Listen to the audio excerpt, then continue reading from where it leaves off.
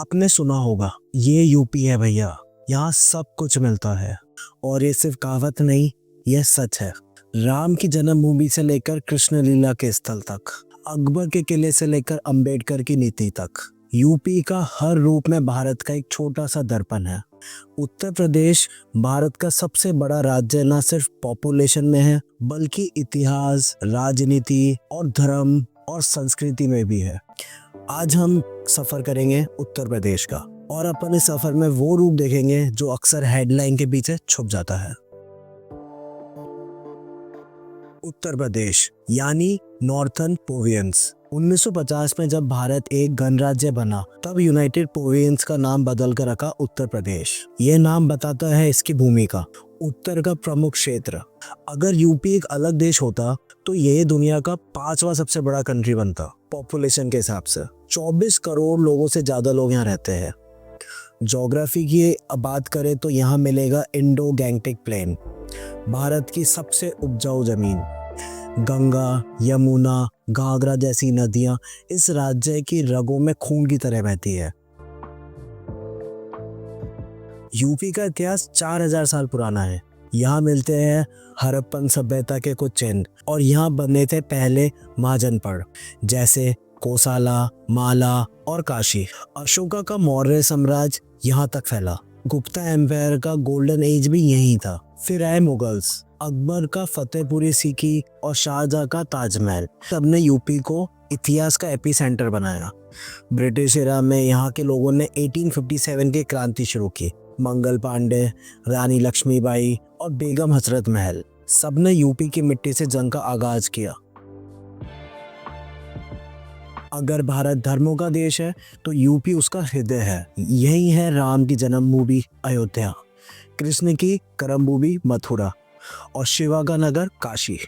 हिंदू धर्म के अलावा यहाँ बुद्ध ने अपना पहला उपदेश दिया सारनाथ में।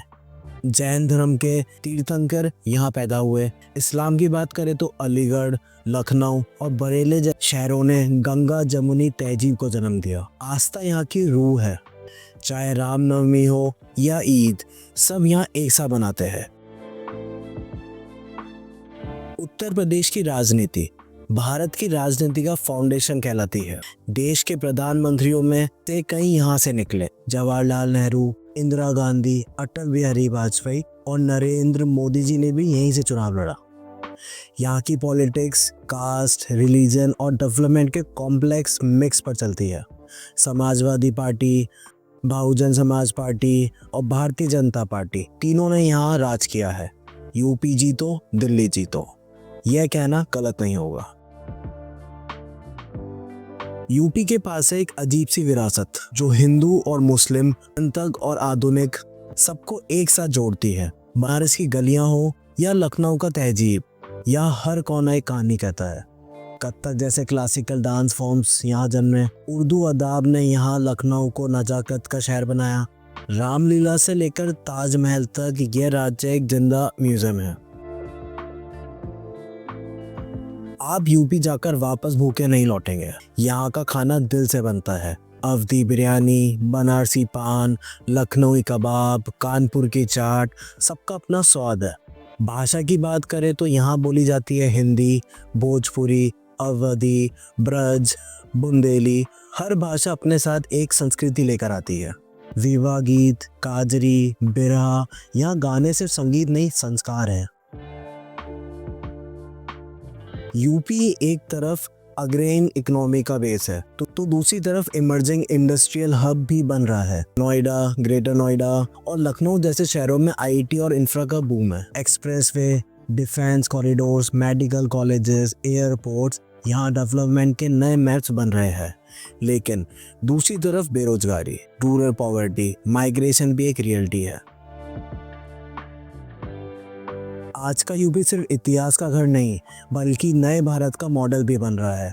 अयोध्या में राम मंदिर बन गया। काशी विश्वनाथ कॉरिडोर ने नए स्पिरिचुअल टूरिज्म को जन्म दिया। यूथ स्टार्टअप्स में आगे बढ़ रहे हैं। लखनऊ और कानपुर जैसे शहरों में आईटी और ई कॉमर्स ग्रो कर रहा है। यह एक नए यूपी है जिसमें ट्रेडिशनल और टेक्नोलॉजी दोनों का संगम है।